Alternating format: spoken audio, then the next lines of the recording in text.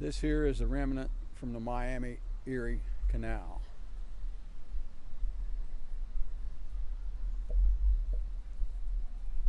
Over here where I'm pointing to my left is the tow path where the mules pulled the boat.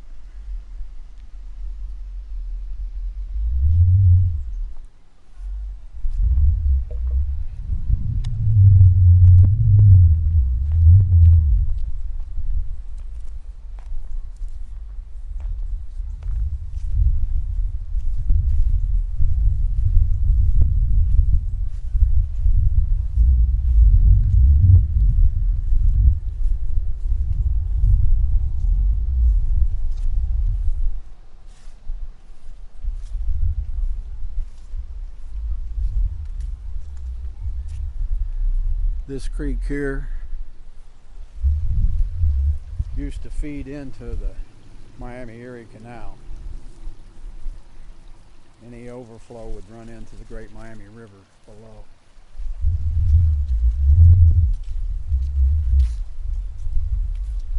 Look how that poison's turning red.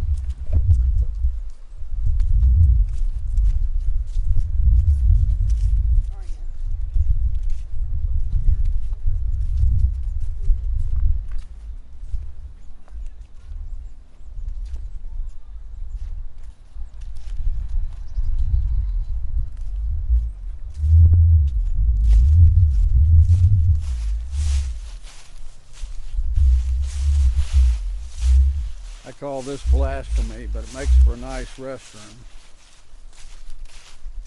This used to be the canal keeper's house. They turned it into a restroom. I don't think I would have done that.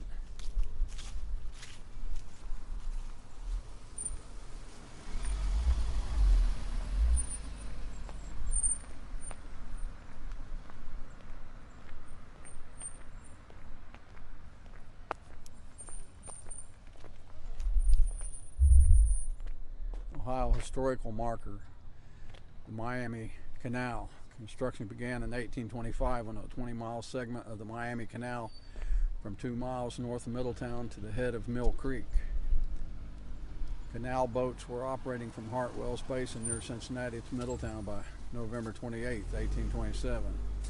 This early link in what became the Miami and Erie Canal, joining in 1845 Toledo and Cincinnati by water, was restored in 1971 by the Butler County Park District.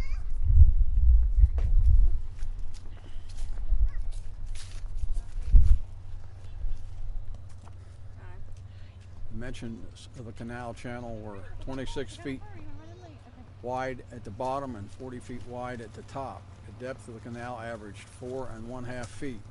The 12 locks were 80 feet long with 14-foot wide interior chambers, which could accommodate boats up to 80 tons.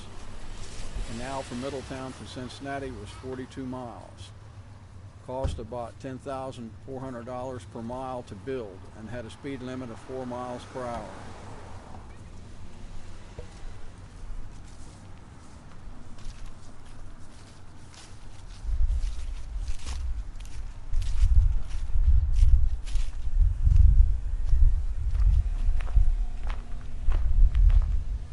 This was the canal's keeper's house, where they didn't really get paid much at all. They did get to live in the house free. They had to keep track of how fast the canal boats went. 4 miles an hour was the speed limit. They judged that by how long it took them to get from one point to another. If they went too fast, they were fined.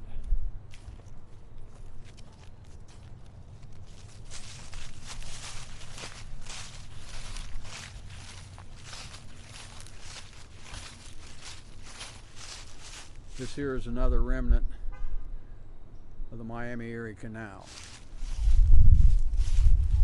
The original locks are up close to Middletown, across from the old Simpson Paper Company.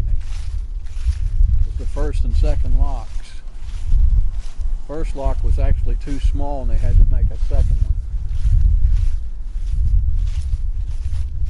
Those locks are still there, still can be seen.